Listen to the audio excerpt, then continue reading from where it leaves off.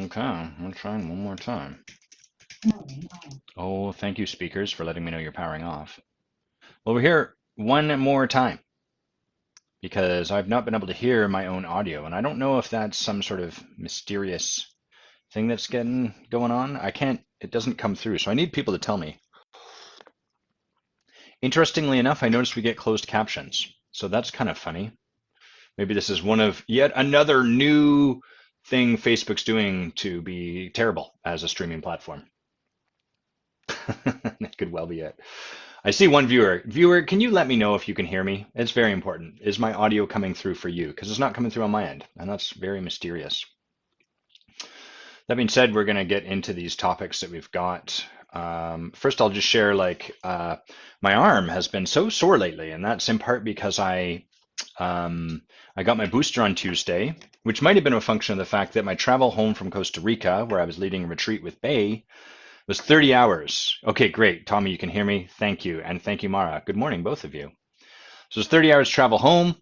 I celebrated what we created at the retreat on Monday. And so I probably didn't, likely the best thing to do would have been to go straight to sleep, don't have a drink, nothing like that.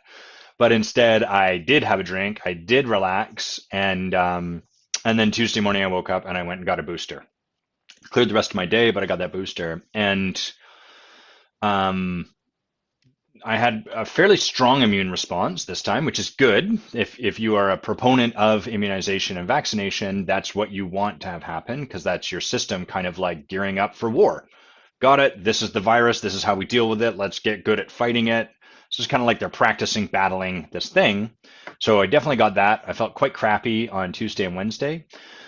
But more concerning has just been the overwhelming like debilitation is too strong a word, but it felt to that extent. Like it felt like I'd really pulled my muscle. I couldn't really do anything with my arm. It hurt to pull my underwear up. So going to the bathroom, which I love, that option wasn't available to me. Going to the bathroom's good, right? It's fun, and that now became crappy. No pun intended. So, hey Andrew, thank you. So that was a little concerning because I was expecting the flu-like sort of immune response, but I was not expecting that my left arm would become almost unusable, and it kind of hung there limply, and sleeping was quite painful because I didn't want to put any weight on it. But I'm happy to say that on the other side of that, that's mostly cleared up. So it makes pouring tea still a little bit hard, so I can't really do a live tea pour. Quick shirt reveal for those of you, if you know what this shirt is all about. If you know, let us know in the comments. If you're aware of what my shirt is referencing, this is a dog whistle for my nerds and for the people out there like me. And once someone gets it, I'll share a little more about this particular movie. See if you can catch the reference. And leading into that, I'll talk a little bit. Today we're going to talk about just the retreat, what we got, what we ended up creating, the structure for it, how we put that together, along with some of the surprises for Bay and I. And then we'll shift into these other topics. We're going to talk about David Medina asked a question about, what would I say are the pillars for an extraordinary life? That sounds good. Who doesn't want that? So we'll talk about that. We'll talk about how to create love, joy, and trust. We'll definitely be talking about meditation and other tools of your ego. That's right. I'm going to slay some sacred cows. And then we'll talk about cleaning up as opposed to apologizing. And whatever else shows up as we go through. Has no one taken a guess? No one's even taken a swing at this shirt. Well, I'm not going to tell you. So the retreat this year was actually two retreats. It was our Forge group last year, which we had to postpone. We had to postpone the retreats last year on account of COVID. And this year, we'd planned to have two groups coming with a 2-day break in the middle. And then Omicron exploded. And these days, most of the science suggests that Omicron, if you're vaccinated and boosted or already have some immunity, does not pose much more of a threat than catching the flu, which is great news, very viral. But at the time, we were unaware of that, and our government, the federal government in Canada, was advising not to go traveling, and we were kind of like, oh man, what do we do? We've got 2 weeks This is all happening so quick, and we just thought, okay, we're going to go through with it. We're going to do our best to be safe and play it like we do. And so it made traveling kind of nice because the planes were largely empty, although you did not have a lot of options, and it took a long time to get there. At least you had like, a row to yourself, so that was kind of good.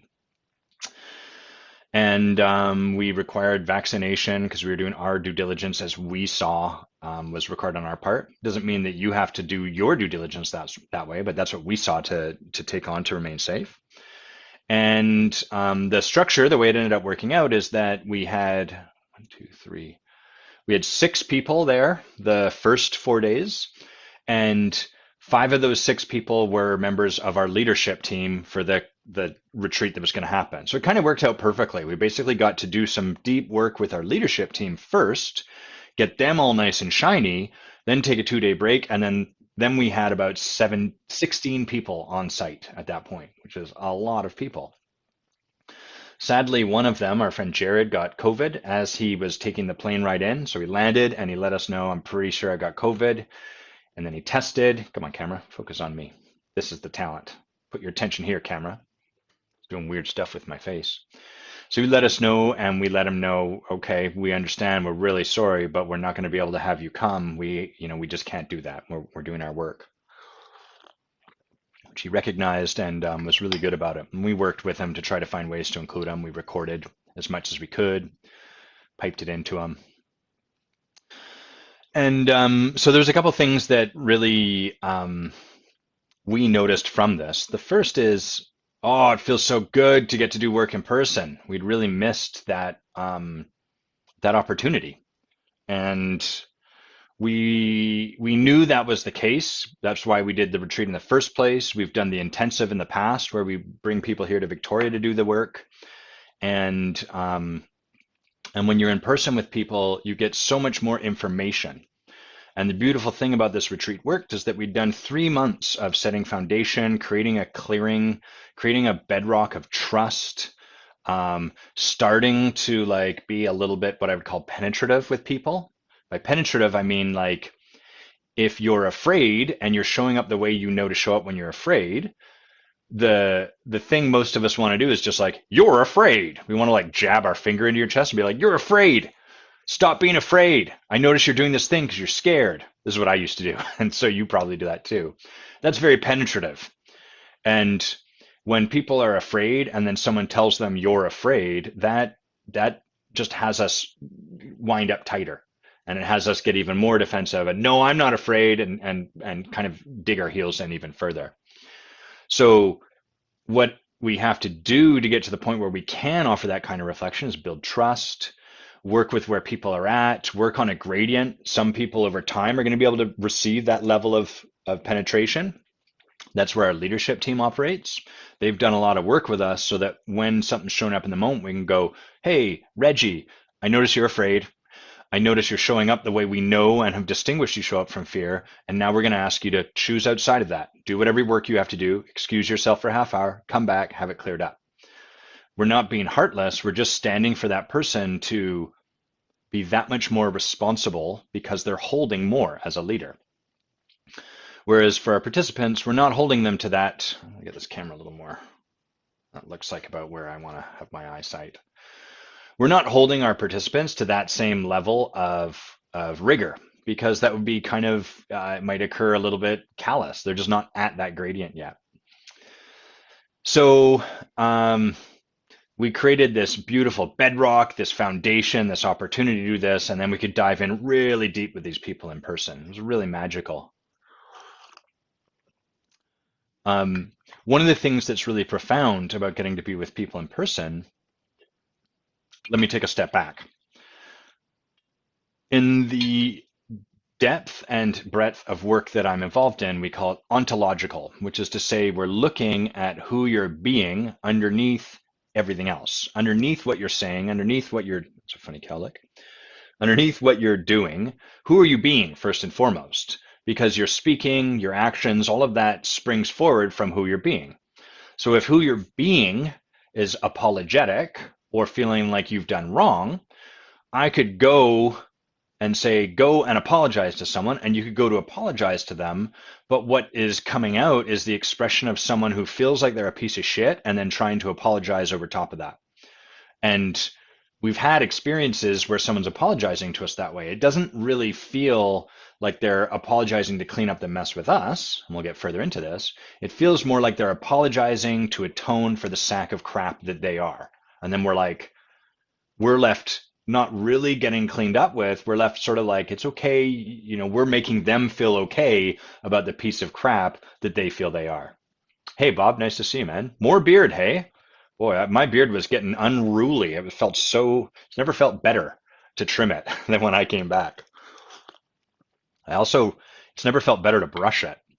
For men with beards, exfoliating that beard, if you don't brush it or something and you start to do this, you get a whole bunch of like life goo snowing everywhere. It's almost like dandruff or something. It's dead skin, basically. And boy, did it feel good to just brush my beard. Wearing an N95 mask over a beard is really annoying too. This, Bob, is a Quiney mug. I want to be very clear. This is not a QAnon mug. This is a Adam Quiney mug. The better Q. The more reliable Q. The Q that's not bonkers crazy. The Q that's not trying to deceive you. And in that regard, yes, it is a Q mug.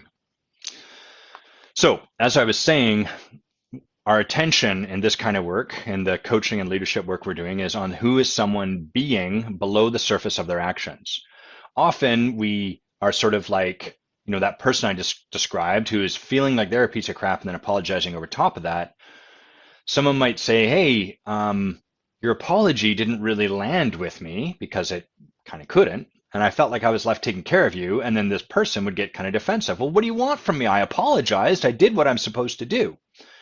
So most of our attempts to create transformation, to create change, is at the level of actions.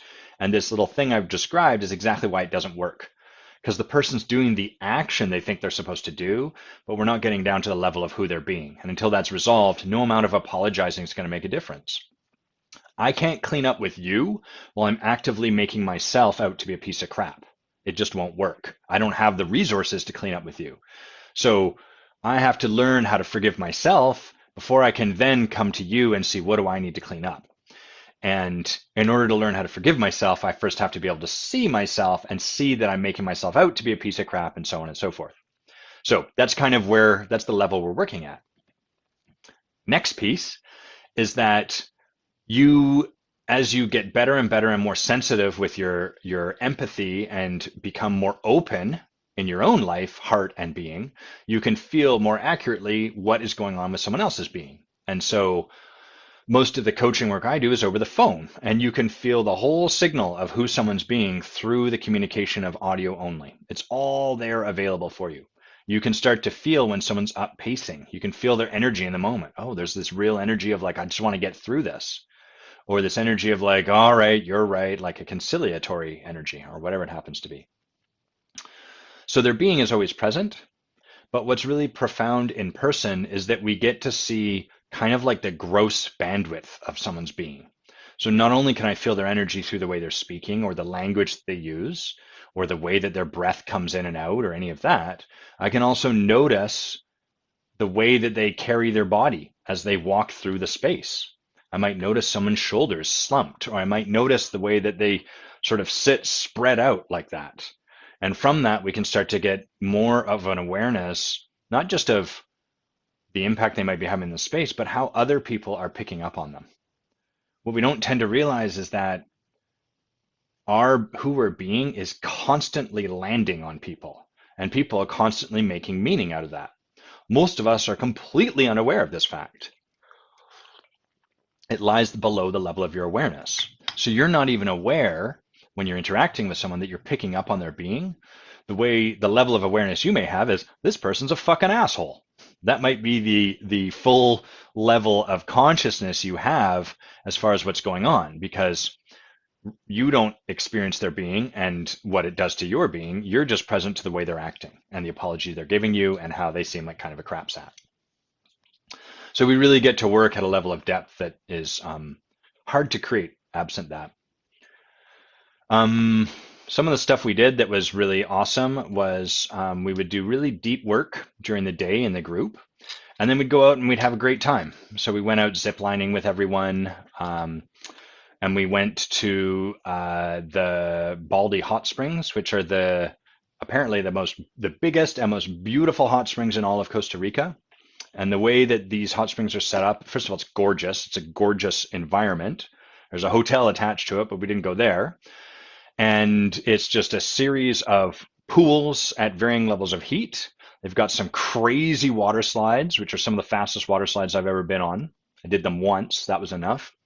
And then they also have a whole bunch of swim up bars.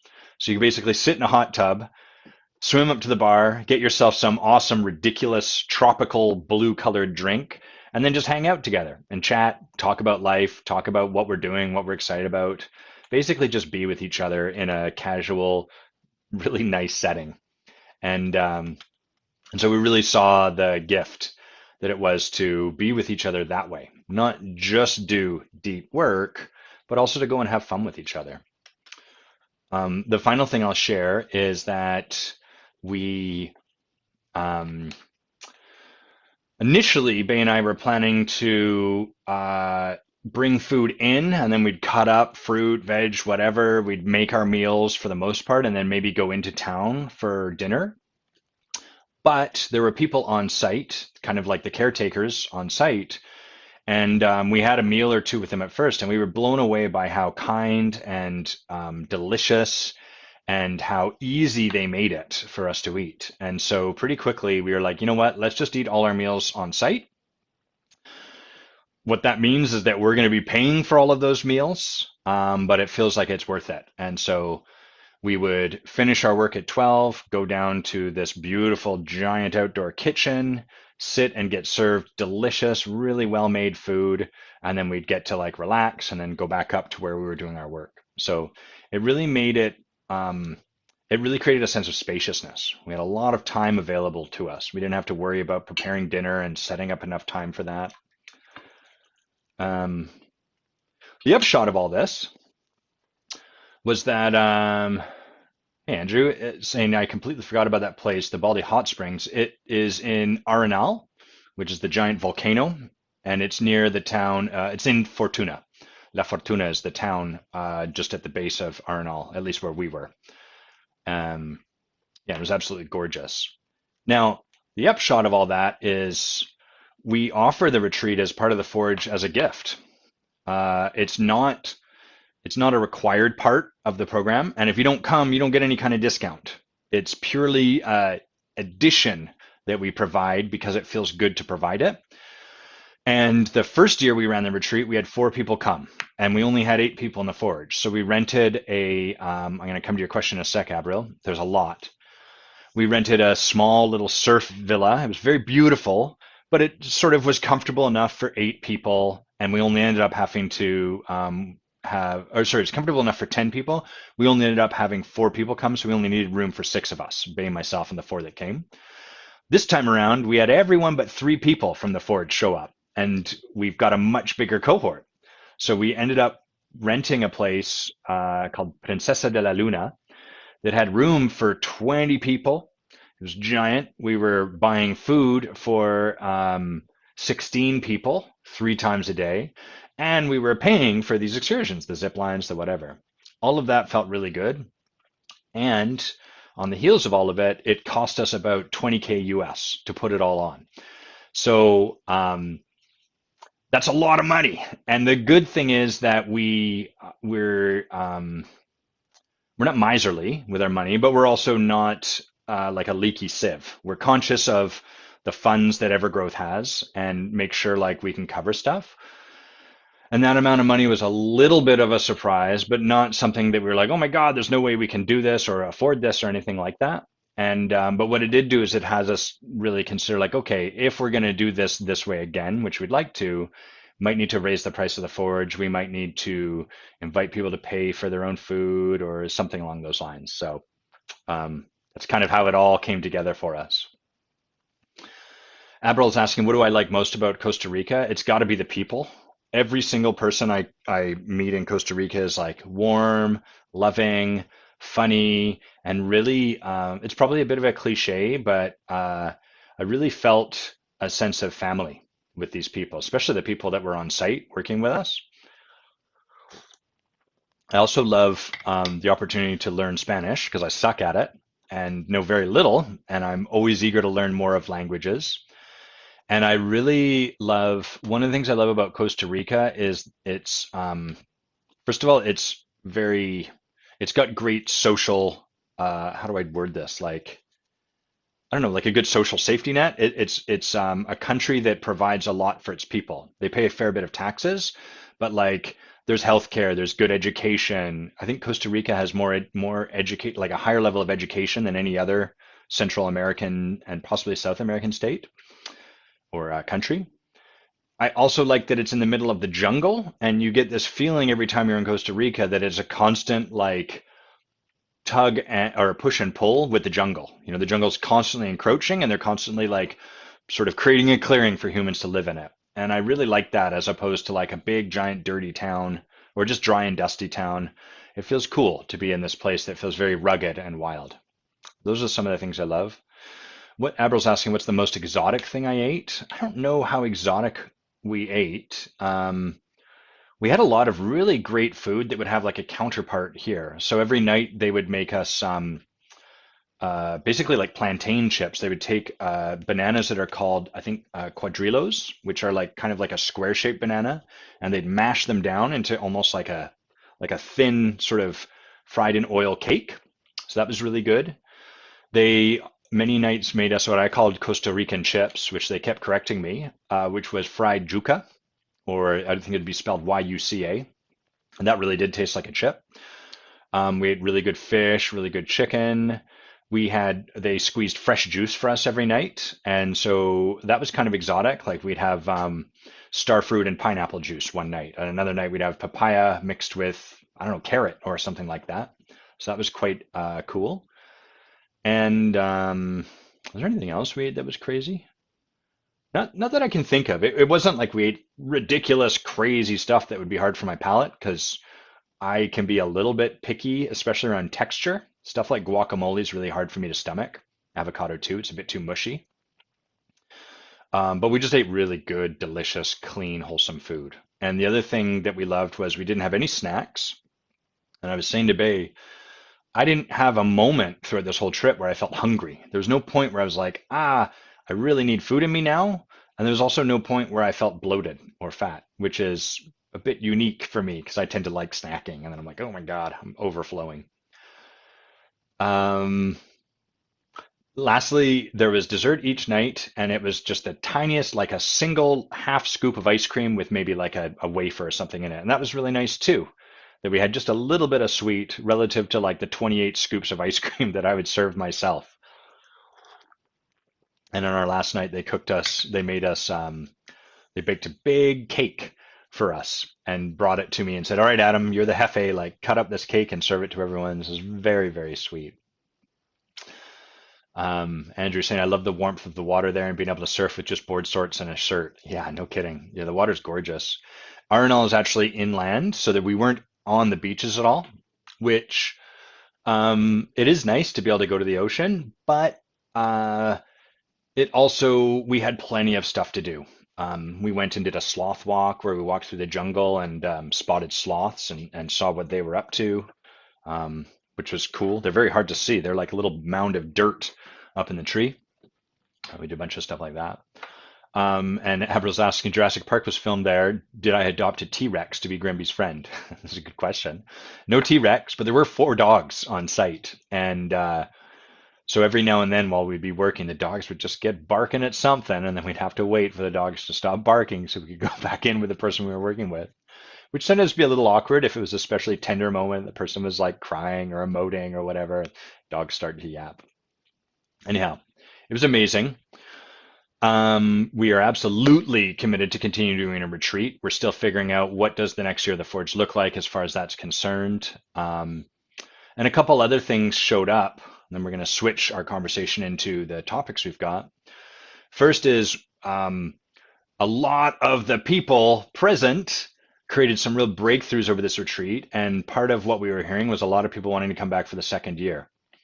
And the way the Forge is currently structured is we've got the first year, and then we've got the second year, which is your beginning on the leadership team. And then we have the third year, which is you're leading the leadership team. So you're building the leadership of the people that are leading the other participants. And in order for someone to lead, we need participants to show up. I can't really just have a group of leaders because then there's no one, it just doesn't work, right? The being of leader is distinct from the being of participant. And so where we're kind of at in this moment is a bunch of people are like, I can't wait to come back for the second year. I'm really committed to it. And we're kind of looking like, well, if everyone here just stayed for a second year, then we won't have any room unless we grow the forge for you. There will be no one for you to show up and lead with. Like there won't be anywhere for you to practice. What are we going to do with that? And so it's a really good breakdown to have. Remember, a breakdown always precedes a breakthrough, but it often is a place where you're like, the old way of doing things isn't going to work to create what's next. So we're kind of there. The old way of doing things won't work. How do we create what's next? What will the forge look like from here? How do we honor what is showing up? We're not trying to create this, but if that's what's being requested, we are trying to be open to what's being put in front of us. So how do we create what's next in a way that we feel can still honor the vision and the commitment of the forge and allow for what's next and all of that? So that's where we've been left on the other side of this retreat. And the other thing that is sort of like present for me is really, really, really, I'm left wanting to do another retreat, but one that's not attached to the forge. And so I did something like this with Nathan, my friend Nathan Seabird, where we went to Machu Picchu, but his approach is a little different from mine. His approach is more like bring people on an adventure that in itself will create the work. So like you don't really have to do very much. Just put them in a situation that's a bit out of their comfort zone, have them go through it, maybe do some talking, but there's not a lot to do. That is the thing. That's cool. I love that he's up to that. I'm interested in something a little different, as is Bay. And so what this has inspired in me is a couple things. One, I love traveling, and I love traveling with people. I love going somewhere exotic and then spending time with people, and absolutely love doing deep work with people. And so I really like the idea of having a retreat sometime in June when Bay and I have time off anyhow, having people sign up for that. It's a paid event, of course, and it's a bit like an intensive in person. And what we'll probably do is have the members of the leadership team for the Forge, if they choose in, they can be a part of this. They will pay, they will come, we'll do some work with them first, and then we'll open the doors and have more of a public thing that anyone can come and join. And there'll probably be something like, I don't know, $2,000 plus the cost of travel or something. I don't have any idea what the cost is, and we have to make sure we can make back our money. But something along those lines so that we can do this same idea where we take people somewhere beautiful, we do deep, deep work, and we go and have a great fucking time together. That's the dream. And so if you're listening to this and that's kind of inspiring to you, just drop a comment, send me a message, let me know that that's something kind of interest to you, because that's important. I need to know that people would be inspired to take that on and lean into that. So that's an idea that I'm floating around and kind of playing with. This is a little bit like the intensive, same idea, but somewhere other than Victoria. We may also just do an intensive in Victoria. I don't know. It's kind of fun to travel and leave my hometown. I like to go somewhere different because then I'm out of my geographic context. Whereas if I'm running the intensive here, at the end of the day, I come back home to my house and I do all the stuff that I know to do at my house. It's more convenient, but it also doesn't create quite the same shift for me that going somewhere else does. Okay, well, that's enough of me talking about the retreat. What's the stuff here we're going to talk about? Let's I'm just going to take a quick detour here, open this in a new window. I just want to see what David actually wrote, make sure I got his question exactly the way he wrote it. So what did this crazy kooky guy? He said, "What would you say, Adam, are the pillars of an extraordinary life?" What are the pillars of an extraordinary life? So let's talk about that. Um, so, hey Maria, nice to see you. Andrew, the idea would be a retreat somewhere, kind of like the intensive, where people would have to pay. They would come and join us somewhere like Costa Rica, Portugal, somewhere beautiful, and we do deep work. That's the idea. And is that something that would interest you? Now, Amy, I love you said a very cool idea. What would really help me for anyone where you're like, I would love to do that, please share that with me. I know it's a cool idea. It's not a criticism of it, but often I notice when I think everyone asks people like, hey, is this something you'd be interested in? People offer that it's really a neat idea, but what I need to know is that something people would actually be a yes to, as opposed to think it's a cool idea. So if that to you sounds like something you could foresee, like, oh fuck that, I could see myself doing that, that's super helpful information to me. I'd really appreciate that. And yes, it is a super cool idea. So the pillars of an extraordinary life. Who am I to even talk about this? I'm a man leading an extraordinary life. So here's what I see. This is not a formula. This is not a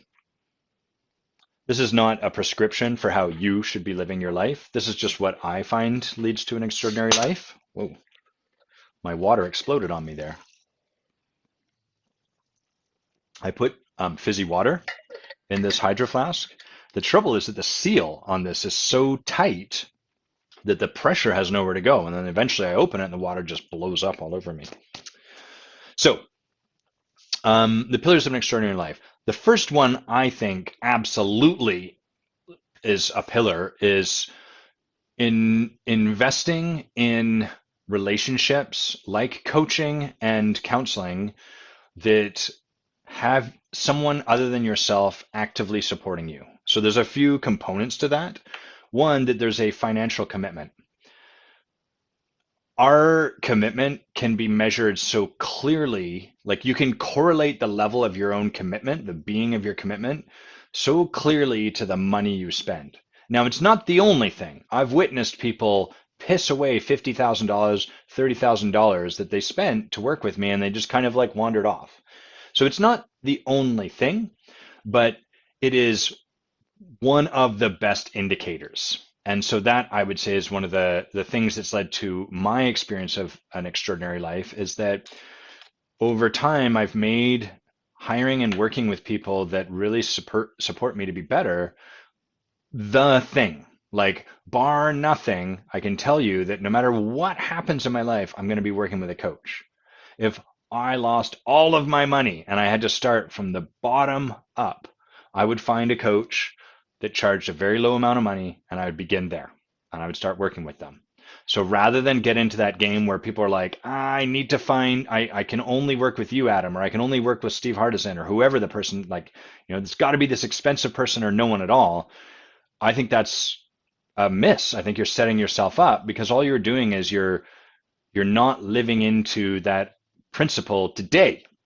So first of all, for me, that's the first pillar. Working with counselors that really make a difference, working with coaches that really make a difference. And if I'm working with someone and they're not making that difference, rather than write off working with someone, I would let that person go and find the next person that would make a difference and so on and so forth. So often what happens is people are like, yeah, I worked with a coach and then I realized that I was relying on that person to make my decisions instead of following my own intuition. Great. Fire that coach, hire a different coach. That's not what coaching is for.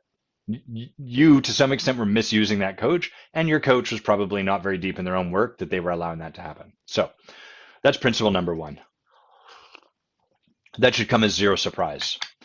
Principle number two is, or pillar number two, is to begin living the extraordinary life today. So you've already heard that reflected in what I'm saying about starting to work with a coach now. Like if you buy into that pillar, there's no need to wait. There's no need to wait until you've amassed enough money. There's no need to wait until this. There's no need to wait until that. Start today. Start beginning the acting in alignment with this extraordinary life right now. hire the coach now, hire the counselor now. What I see most people do is they seek information in the hopes that once I have the information, then I'll take the action. And all that does is it delays you taking the action. And delay is increasingly costly. The longer you delay, the more time is wasted. A lot of people are like, I want to wait to make sure I really know that this is a thing for me to do, and then I'll do it. All of your waiting just delays the point at which you would say yes or no, and then you would become very clear in that moment whether it was the right choice. We don't really know whether something's the right choice until we've made the choice. All there really is to do is to make a choice and then empower that choice. So that's the first, like probably the most important thing is to set aside waiting until and just start today. And what that requires is confronting a lot of imposter syndrome, confronting a lot of your own fears. Most of our trying to find the right thing, trying to figure out the right answer, trying to get the right education, trying to get the right information, trying to get the right circumstances set up, all of that is really a sophisticated contraption designed by your survival mechanism or your ego to delay doing what is frightening for you to do. Anytime I hear someone say, I want to build the confidence or I want to get clarity, usually what will best serve them is for them to take the action that they would take on the other side of confidence or clarity. Well, I'm not clear on what I want to do. If you were clear, what would you do? Well, I would just take the next action. Great. Choose something, take the action. It's going to get you clear. You're going to be like, that definitely wasn't the thing. Great. What now? Take this action. Great. How'd that go? Kind of liked it. Do more of it. I remember, this is going to be a bit roundabout, but I was training with the founders of Popping Locking, the electric boogaloos. And this guy, this short dude called Mr. Wiggles, who largely informed all of my dancing for the first 10 years of it. He was just the only guy whose videos I could find, and he's ridiculous. Look up Mr. Wiggles popping, and you'll just be blown away by this guy's body and movement and what he can do. And he was talking to us, and he was saying, sometimes we'll go out, and people are like, oh, it's the electric boogaloos, and we'll be dancing, and they're like, yo, get down. And he's like, we are getting down. The music's playing, we're moving. And what he meant was like they'd take a step to the right, and they take a step to the left. And people would be like, no, get down. He's like, dude, we're getting down right now.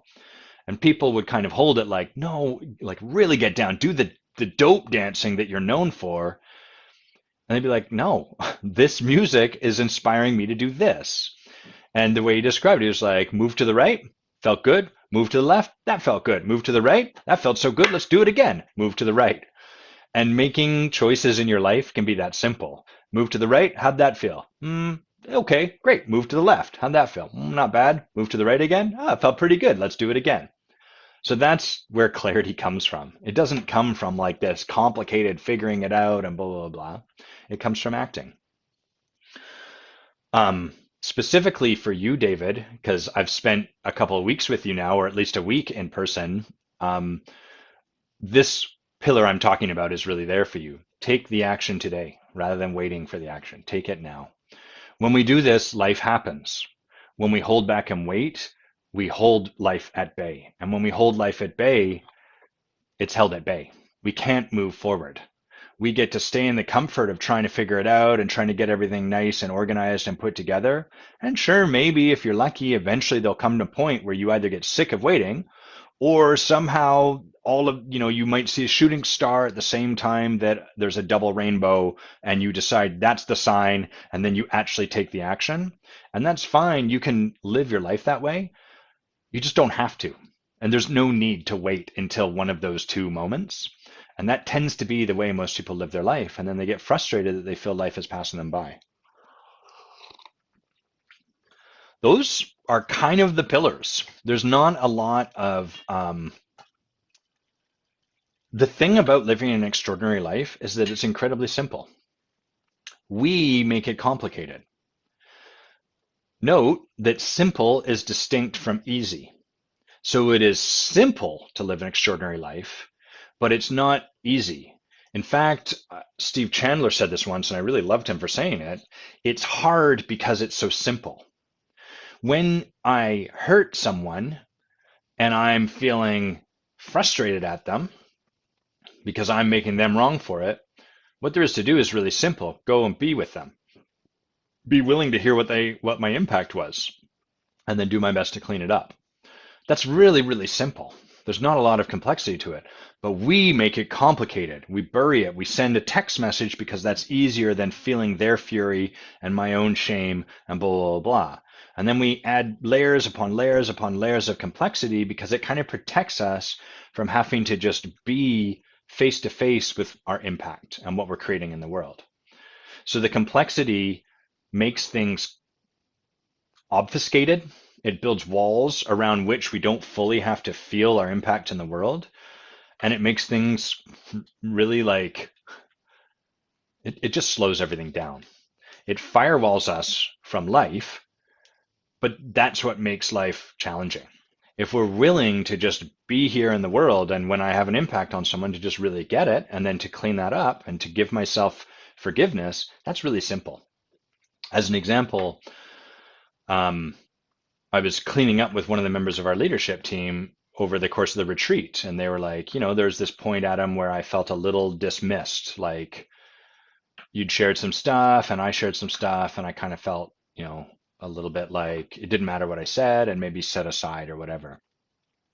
And I started by sharing like, well, fuck, because that's the last thing I ever want to leave someone in as far as an experience with me. I never want to leave people with the experience that they're dismissible, that they're not important and valuable to me, or that I don't care about what they have to say or what they have to offer.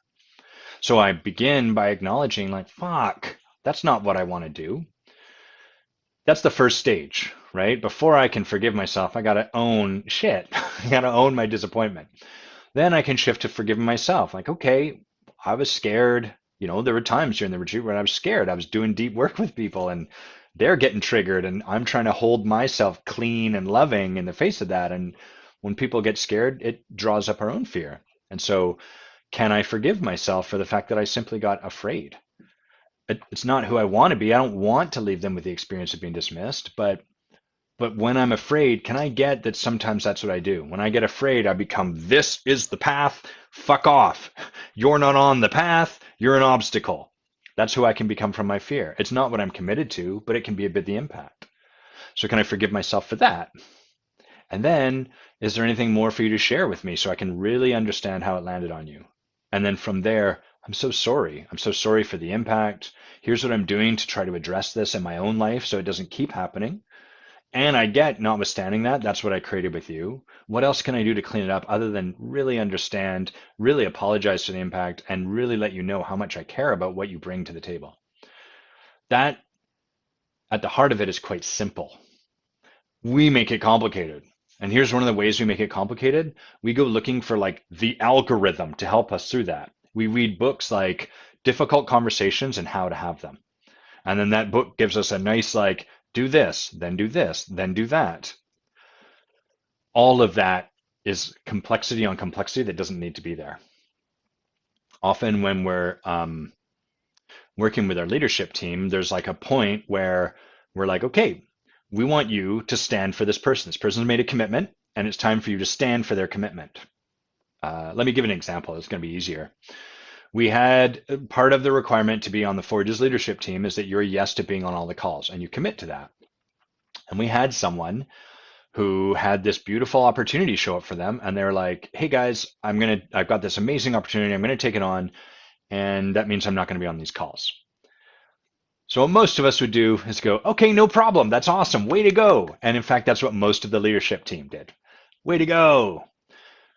No, that's not the game we're playing. You made a commitment, and you made that commitment because you wanted us to develop your leadership. Anytime someone is making commitments and then going, something better came up, so I'm sorry, I'm not going to do this, I'm going to go over here, that's going to have an impact, right? That degrades and erodes their leadership. I'm going to be less inclined to follow them next time. That's going to have an impact on me. So rather than just we acknowledge awesome win and we got to stand for this person. We have to really stand for the commitment they made and invite them to choose something different, to create a breakthrough rather than playing these two things off against each other. Bay and I have had this conversation many, many times because we've had, and we've had people stand for us this way many, many times. And we're now training the next level of leadership, and we're working with them. And we came to them, we're like, hey, we'd like you to have this conversation. We're going to be there, we'll support you, but you're going to be the ones leading it. And as you can imagine, both of them were like, I'm scared, I'm nervous. They were game for it, they were ready in the sense that they were willing to choose into it, but they were scared, of course. And from their fear, what they wanted were like answers.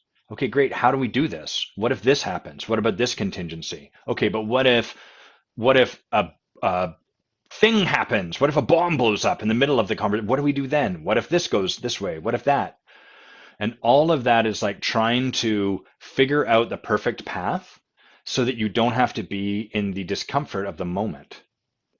And what leadership is often about at its simplest is surrendering to the moment rather than figuring out the perfect path to get through this hard, awkward conversation. Sorry, I was getting mesmerized by my own hands there. So as to get finished, so as to do it the right way. And so instead, a lot of we kind of gave them a bit of that, but ultimately we're like, hey, the real work here is you being clear that this person hasn't done anything wrong, you being clear on their commitment and your stand for them, and then stepping into the conversation with them and just being with them. That's simplicity in and of itself. So I guess that's the final pillar of an extraordinary life, or more like a wrapping all of this up in foil.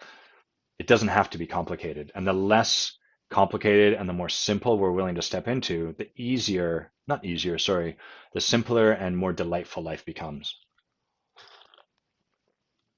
Hey, let's talk about something different. Let's talk about creating love, joy, and trust. So the byline for this conversation is when not to distinguish things, or when distinguishing becomes bad. So let's start with distinguish first. We'll talk about that term, and then we'll come back to this topic. And ultimately, we're going to be talking about how to create love, joy, and trust. The art of distinguishing is the art of clarifying something as distinct from something else. So one of the things you'll often hear me distinguishing is growth from transformation. Distinguishing one thing from another doesn't mean that one is better than the other. It doesn't mean one is superior to the other thing. It simply means they're distinct. And the reason that we would want to distinguish something is if you don't have two things distinguished, you're going to run into trouble. If I don't realize that a hammer is a different tool from a screwdriver, and I find myself looking at a job that requires a screw in the wall, I'm going to just reach for any, well, hammer is the same as a screwdriver, and I'm going to bash that screw right into the wall and probably need to then go buy drywall. And if I don't distinguish a hammer from a drywall applicator, I'm going to make an even bigger mess. So this is a stupid, silly example, probably involving Reggie, because they always involve Reggie. But you can kind of get the idea that distinguishing one thing from the other is important because then we're going to be aware of why things go the way they do. If you hold that growth, which is to say the kind of stuff you can do on your own, is the same as transformation. And you can hear this often when people tell you like, my coach is life. My coach is my wife. My coach is my best friend. No, they're not. I can tell you they're not because a coach is distinct from those relationships. Because a coach sources your transformation rather than your growth. And as a result, if you go into life with the idea that a coach is no different from a friend, and you're expecting to get the kind of results that are only available through using a coach, you're probably going to wind up disappointed and frustrated. What the hell? Something must be wrong with my life. I can't seem to generate the results that I feel I should be able to generate. I don't understand. I'm doing everything right. You're doing everything right according to your current level of distinction. But if you could really get that transformation and growth, or friendship and coach are distinct from one another, then you would recognize that different tools will get us different results. And if the results you want are the ones you get from coaching, you should probably hire a coach. If the results you want are something you can get from growth, which is to say like reading a book, exercising your willpower, and doubling down on what you're already reliable to do, you don't really need to hire a coach for that. You can save yourself a bunch of money. Bunch of frustration too, because coaching can be a frustrating process. So they're not better from one another, they're simply distinct. So that's why we would distinguish stuff. And it's an example of stuff that are, things that are distinct from one another. Now let's go back to love, joy, and trust. The challenge for these is that people have a distinction where there is not one. So we'll talk about love first, and then I'm going to generalize out to these other ones. But what happens is that people believe love and heartbreak are distinct from one another. And since they're distinct from one another, what people put their attention often on doing, because they don't love the feeling of heartbreak, is avoiding heartbreak. I don't want heartbreak in my life. It sucks. It feels bad. I cry forever. I feel shattered. I can't see right from left, up from down, black from white. It's a mess. I don't want that. So people go about eliminating heartbreak from their life. Now, if love and heartbreak were distinct from one another, that wouldn't be a problem. You remove heartbreak, but it's distinct from love. So great, I've now got no heartbreak and I'm ready for love. Let's fucking do it. This is going to be great. Alas, love and heartbreak are not distinct. They are the same thing. They are two sides of the same coin. Just like light and shadow are two sides of the same coin. They are not distinct from one another. To remove a shadow, you can only do that by removing the light source. To remove heartbreak, you can only do that by removing love. And so what happens is that all our efforts to eliminate the thing that we're afraid of, ultimately, resistant to if you want to take a layer back, but like ultimately afraid of, you also remove from yourself the ability to feel the very thing you are craving. So this applies with love and heartbreak. This applies with joy and sadness, and it applies with love and betrayal. Or sorry, trust and betrayal. So often when people come to me and they want to create more love in their life, or they want to create more joy, or they want to create an experience of trusting more and more people, their thinking is that they need to come up with practices to like inject more love. So they're like, I'm going to look people in their eyes and I'm going to like see their very best. That's great, provided you're not actively in resistance to heartbreak. Because if you're actively pushing down heartbreak and then you try to take on this new practice, it's sort of like holding your foot on the brake pedal and then pushing the gas down further. It's not really going to do you much good. It's mostly just going to burn your engine out and fuck your car up. That's what tends to happen with people. That's why we end up with, I want to be clear, I'm not talking about clinical chemical versions of this, but why people end up in experiences of anxiety, of depression, of like flatlining, of resignation. It's because they've kind of tried to do the double pedal thing. They've resisted heartbreak for so long, feel devastated because there's no love, try to push even harder into love, and then their system just burns out. And then they're left kind of obliterated. And so when people really want to create an experience of more love in their life, where I usually look first with them is, tell me about your experience of heartbreak. Where in your life are you in resistance to heartbreak? And how can we start to open that up? Until they can be heartbroken, there's no hope for being loved. An easy way to see this is when people say something like, I'm never going to get a dog again because it hurts so much to have my dog pass away. Super understandable, right? It is devastating. Like dogs have this crazy little way of getting into your heart and like you just being filled with love. And so you can never buy another dog and you're never going to feel heartbreak, but you're also never going to feel the love that you felt for that animal. The love and the heartbreak go hand in hand. Hi, Carol. It's nice to see you. Carol's saying people need to address their childhood traumas first. There's what I noticed, Carol, in the way you say that is it's sort of like a prescriptive thing people need to do. Maybe. I don't agree with that statement. It's not that there's not at times opportunities for people to address their childhood trauma, but in my experience, sometimes what serves people, like people are open and available for transformation first, and only then are they willing to start to take a look at the healing work there is for them to do. And then typically that you start to create a full circle. Other people, what is there first is to take on healing work, maybe to look at their childhood traumas first. And then once they've done a bunch of healing work, they're actually ready for like the more rigorous transformation. And then again, you can kind of get in circles. So I I don't know if I want to say I take issue, but I am going to push back on the prescriptive way you've worded that. Sometimes taking a look at our childhood trauma is absolutely of importance, but not always. Not always. And I also would put trauma along a spectrum. There's a trauma that gets created even if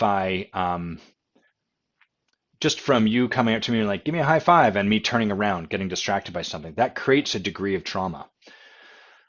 Trauma exists on a big spectrum, and it can be a hooky word where we get caught like, I have trauma. I have to deal with trauma. All transformational and healing work operates somewhere along the spectrum. And part of what our work is to do is to distinguish like what level of trauma is this?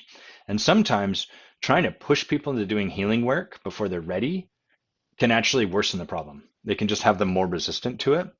Sometimes I notice I'll work with people, we'll be in transformational work, and we get to the point where it's like, oh, through coaching, we've been able to get you here, but now there's really some healing work for you to go further. It doesn't mean we can't keep doing coaching, but again, a little bit like having a boulder attached to the brake pedal, getting better and better at pushing that gas down or pumping up the engine, it's never really going to work very, very well until we pull out that pickaxe and start to pull that off. See, Amy, thanks for hanging out with us. By the way, where are you going on your road trip? Tell us that before you leave. So, creating love, joy, and trust, we got to be willing to embrace heartbreak, sadness, grief, and betrayal. And the nice thing about that is that again makes your life very simple. If you don't have to protect against heartbreak, then you can simply love freely. Love stops being so complicated where you're like, you're trying to manage and preemptively determine how someone's going to show up so they don't hurt you. Oh my God, that's a lot of work. Instead, once you're able to be with your own heartbreak and to allow that to happen to you, your life becomes much simpler. You just start to listen to your heart and be like, what am I feeling right now? I'm feeling that this person's fucking awesome and I want to spend time with them, so I'm going to do that. And then the person dumps you and you're devastated and you go, what am I feeling now? I'm feeling devastated and I'm going to be with that. And then you heal over time and you come back to the next, I'm feeling amazing. I'm going to lean into this person. So you can see as we get less and less protected from the world, life becomes simpler and simpler, and frankly, more delightful. Okay, let's talk about meditation and other tools of the ego. See how I did that? It's like, what the fuck? But meditation's great, Adam. Meditation is great. The point here is that whatever breakthroughs you create, whatever you magically manifest in your world, whatever tremendous opening you create for yourself today, tomorrow that's going to become the tool of the ego. Your ego will grow with you. Mine sure has. What I mean by your ego is the part of you designed to protect you from what you are afraid of, to keep you safe from your worst fears. So there's nothing that is protected from becoming a tool of the ego. As soon as you're like, this breakthrough my ego's never going to get a hold of, you've now created a sacred cow. You've got this idea like, yeah, I'm open to all this stuff, but not that. That thing is so real, my ego couldn't get a hold of that. That's where your ego is best suited to hide out because you've already decided it's not going to be there. So you're going to look everywhere else in your life to try to eliminate the ego, except the one place that the ego is going to make itself a nest. I had a interaction with a coach who wanted some support, and we were talking about they were sort of like sharing their copy with me. And one of the things I noticed in their copy was they talked about how they had an awakening and it was really tough, but now they were here. And that's what they want for everyone else. That was kind of the way they described it. That doesn't tell us anything, right? It's just an awakening as a concept. Like, why was it tough? What happened? What did you think before? What did you think after? And so I was working with them, supporting them to try to get clear on that, but they couldn't really tell me anything. They were just like, I just know. And so I asked them, Well, is it possible you didn't have the awakening you see? Like, I get you believe this to be true, but is there a possibility that it wasn't the awakening you think it was? And they got all kinds of upset about that. They were, no, absolutely, I'm so clear on this, blah, blah, blah, blah. And the thing I was noticing was that there was no, they were unable and unwilling to even allow for the possibility. So there was sort of like, yes, this, yes, that, but absolutely not that thing that we're talking about. Absolutely not that. And as soon as we get to an absolutely not that, and as soon as we're like, it's never that, or it's always this, we are now closed to possibility. And that's where our ego hangs out. So it doesn't mean I was right. I wasn't saying you didn't get awakened. What I was noticing was their unwillingness to consider the possibility. Those are two very different things. So this is what our ego does. It's its job. And what how this plays into with like meditation and stuff is that we collectively get kind of bought into these ideas like this is a tool that's always good. So sometimes I'll have people come to me that want to talk about working together, and we start to take a look at the stuff they're doing, and I'll offer them some practices that might support what they're taking on in their lives that we've distinguished. And they'll sort of be like, well, I already meditate, and so I don't really know that, like, me looking at my sadness is going to be a thing, because I used to have a lot of sadness, but now I meditate, and it's mostly not there. The thing I tend to notice is what's happening in these situations is that people are meditating so as not to feel their sadness. But differently, they're meditating to make their sadness or their anger or whatever go away. That's not the point of meditation. You don't meditate to kind of like remove the stuff that's there. In fact, meditation, the point is the opposite of that. It's an opportunity to really slow down and be with what is there.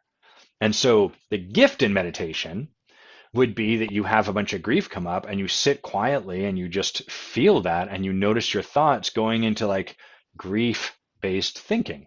And you just notice, wow, I've got a lot of grief.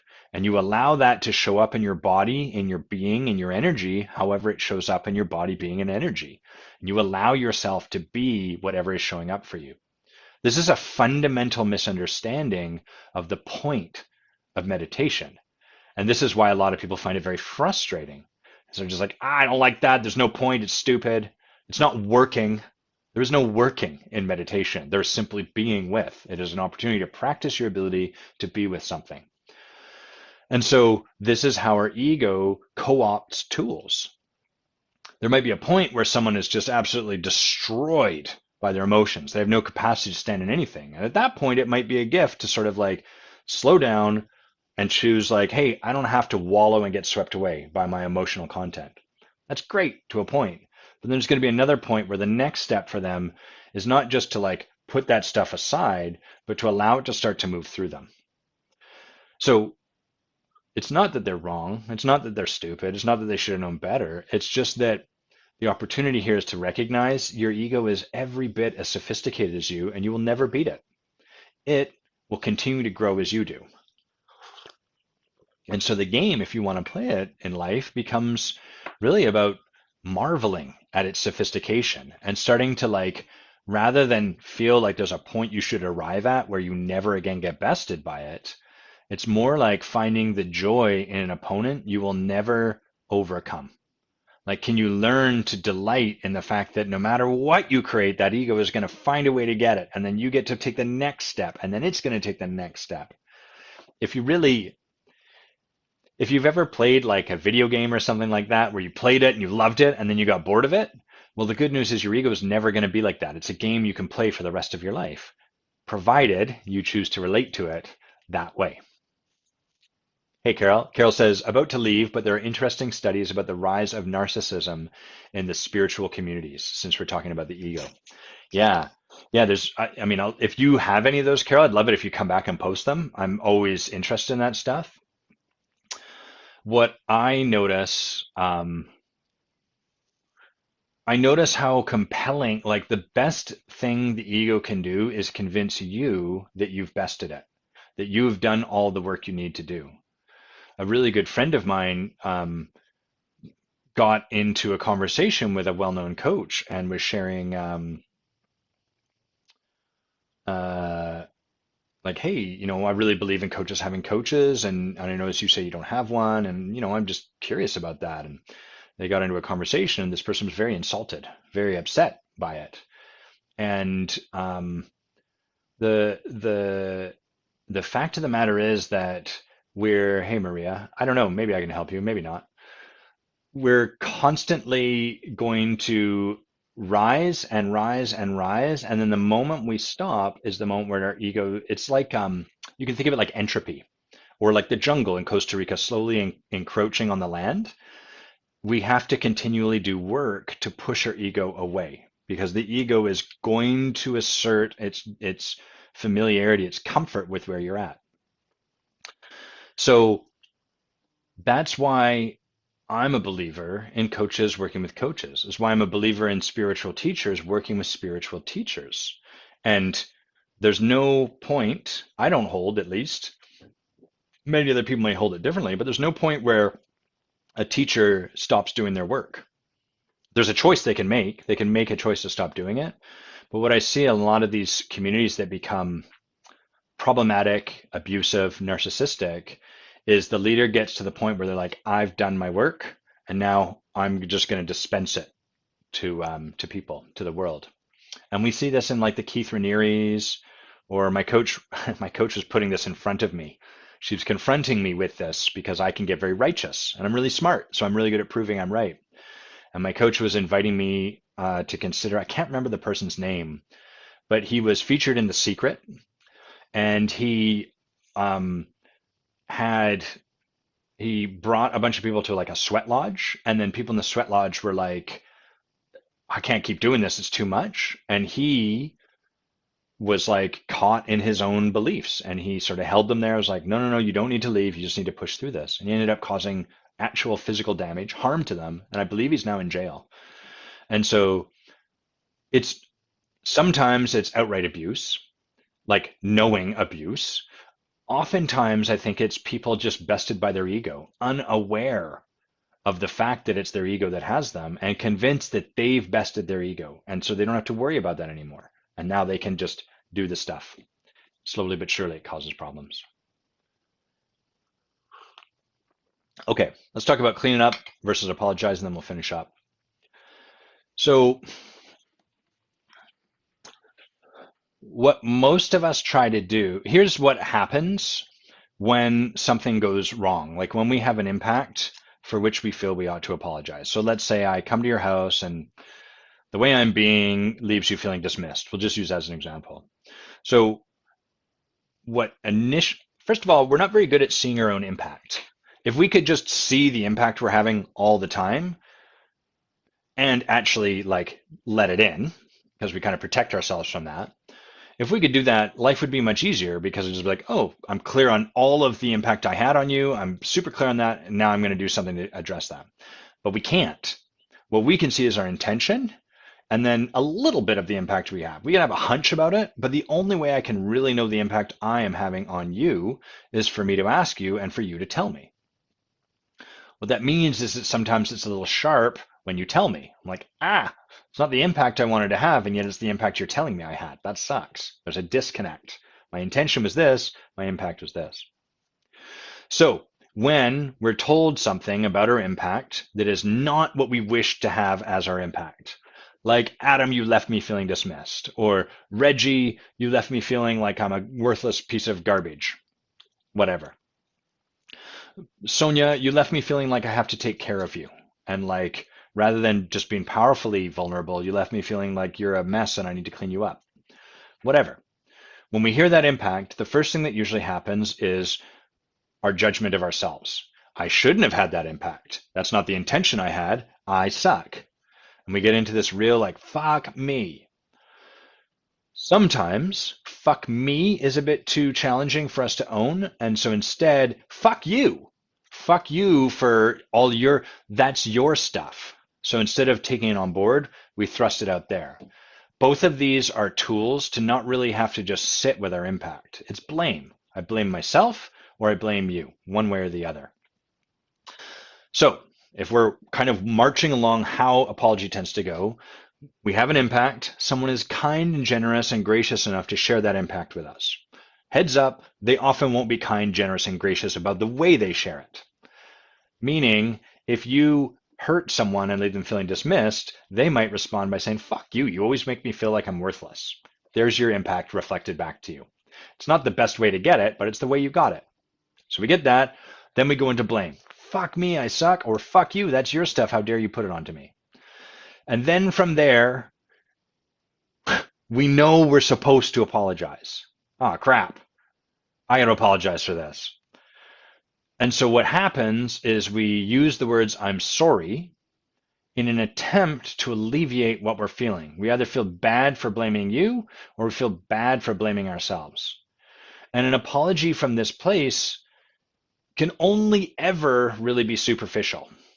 So our attempts to apologize are really like, I'm sorry I'm such a piece of shit, or I'm sorry for what you made that mean.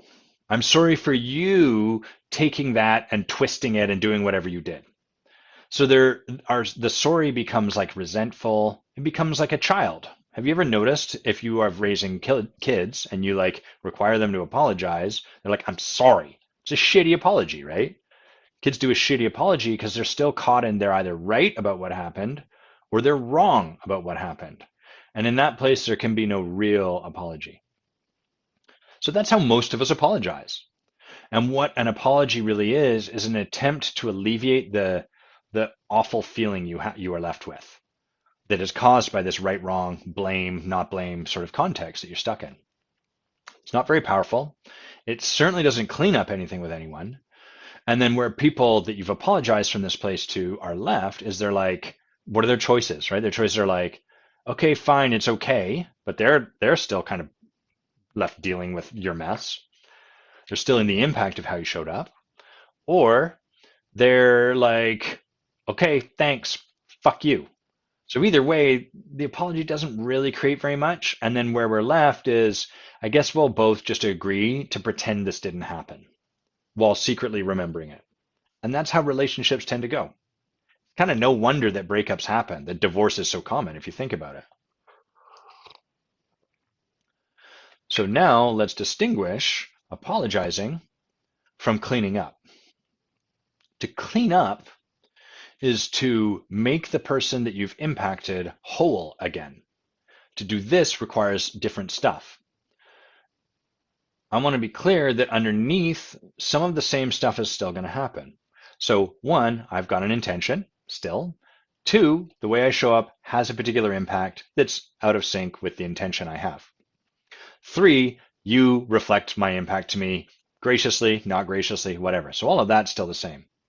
At this stage, what happens when I'm committed to cleaning up rather than to apologizing? One, the blame. So I either blame you or I blame me.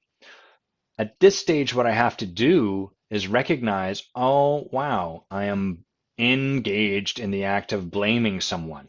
And what that does is it lets me avoid having to feel the crappy part about like, fuck, I didn't want to leave someone feeling that way.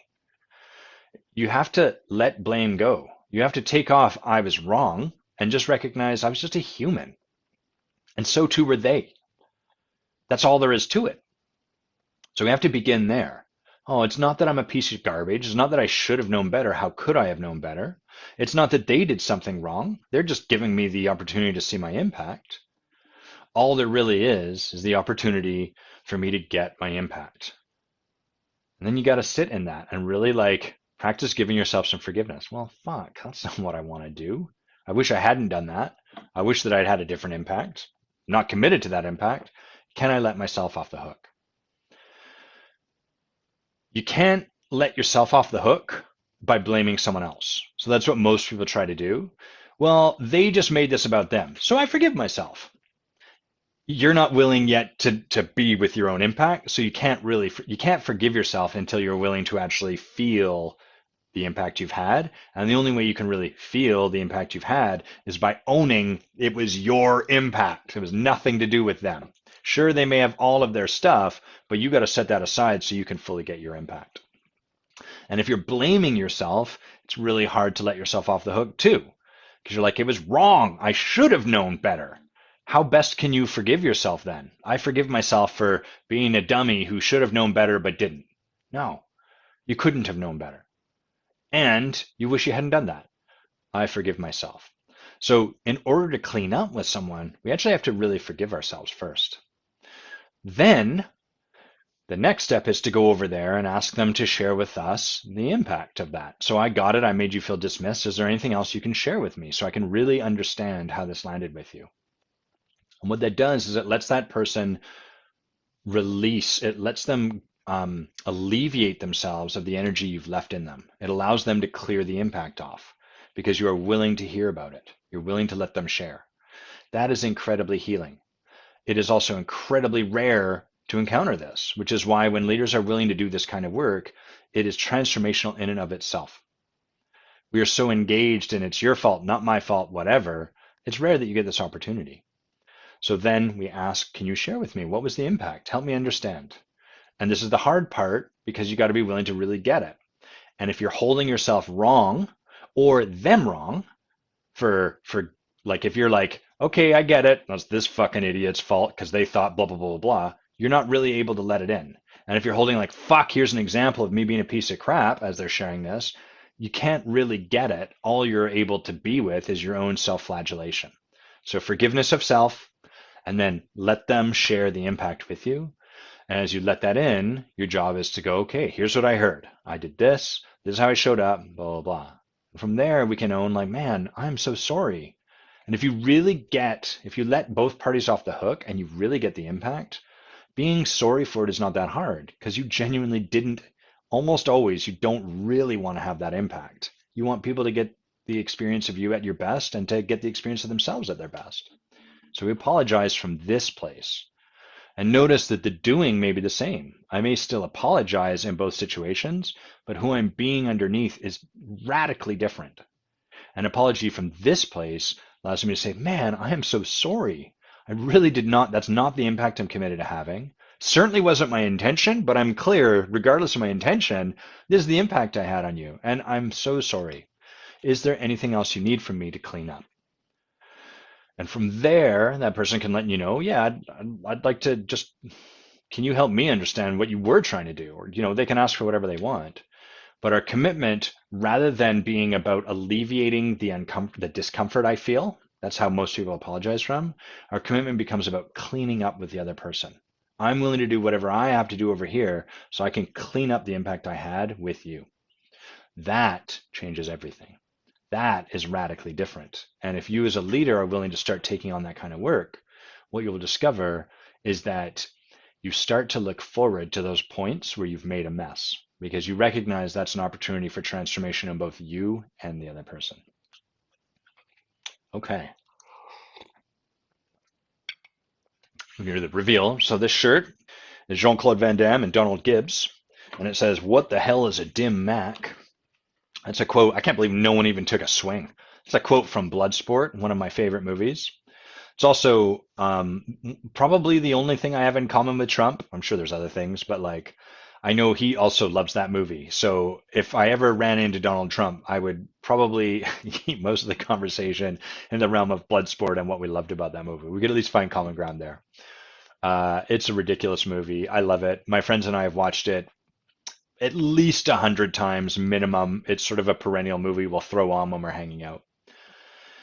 If you're looking for a bad movie to watch this weekend, the one I've got queued up for my friends and I is called Voyage of the Rock Aliens.